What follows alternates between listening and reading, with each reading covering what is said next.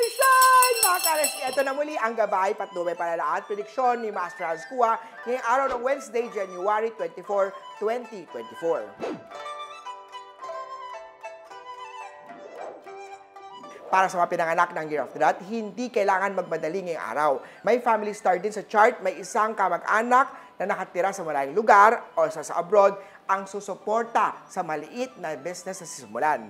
Blue at 16 ang swerte kay Year of the Rat. Sunod naman tayo sa mga pinanganak ng Year of the Ox, iwasan ang third-party star. Siguraduhin tama ang direksyon ng water element sa bahay. Green at 19 ang swerte kay Year of the Ox. Sa Year of the Tiger naman tayo, maging ang grateful siya pagdating sa inatulong mo. Red at 20 ang swerte kay Year of the Tiger. Rabbit naman tayo, iwasan may pagtalo o may pag-away sa social media, lalo na kung may planong magtayo ng negosyo.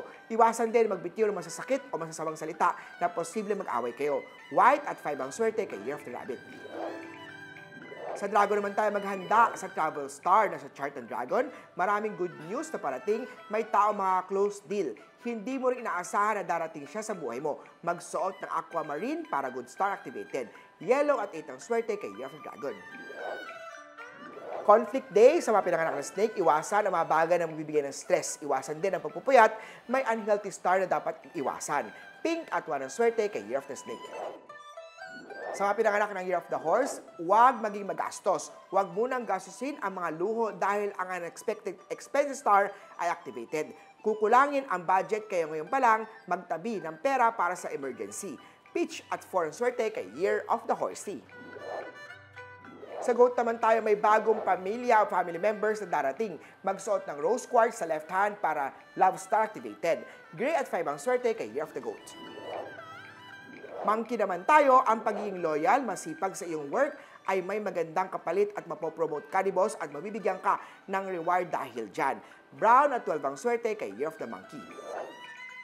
Sa mga rooster naman tayo, maraming loyal customer ang papasok kaya naman dagdagan ng sipag sa negosyo at trabaho.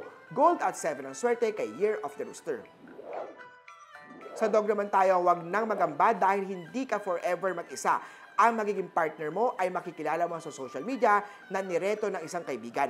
Ingatan ang kidneys pagdating sa kalusugan. Silver at 11 ang swerte kay Year of the Doggy. At lastly naman, sa mga pinanganak ng Year of the Piggy, ang pinakamaswerte ngayong araw. Happy Love Life Star activated, kaya naman talagang masaya at may pera pa. Maroon at 10 ang swerte kay Year of the Piggy.